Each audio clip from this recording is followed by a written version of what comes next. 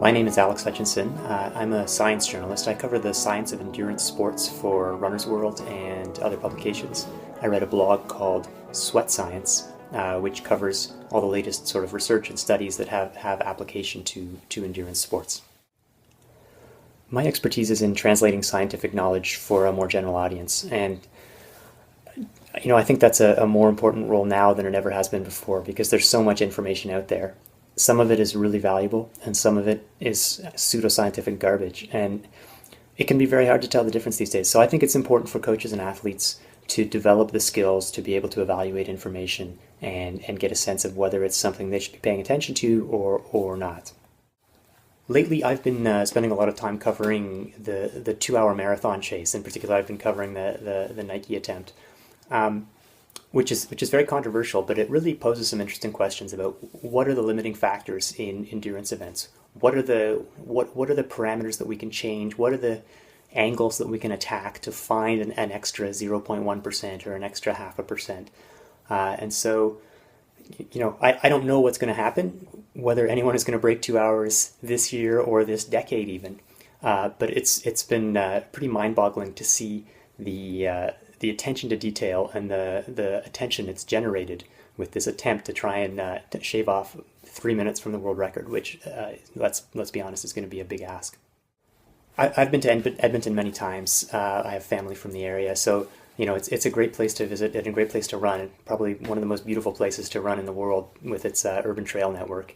And I'm looking forward to going for the conference because I read a lot of scientific papers. I interview scientists and athletes and coaches by phone, but there's really no substitute for getting into a room with people from around the world who are all interested in the same questions of how do we get a little bit faster, how do we use the latest science to get faster, and to talk to these people, exchange ideas, hear what people are working on from around the world.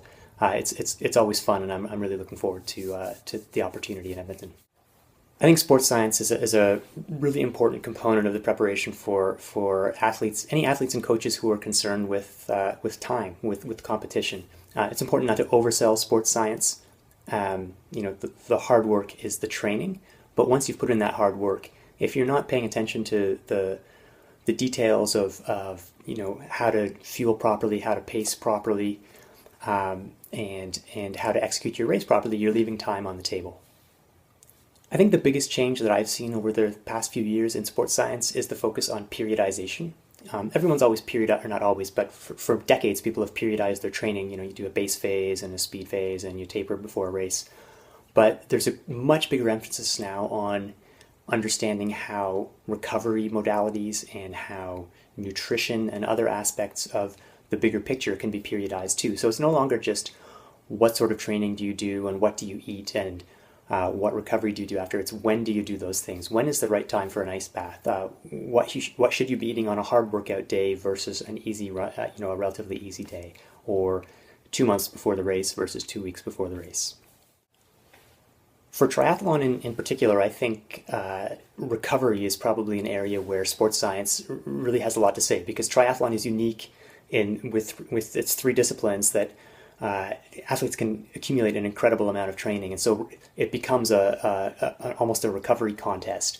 And there's a lot of controversy these days as to what works best. Is there such a thing as too much recovery? If you spend all day in the ice bath or every day in the ice bath, are you actually counteracting some of the benefits of training?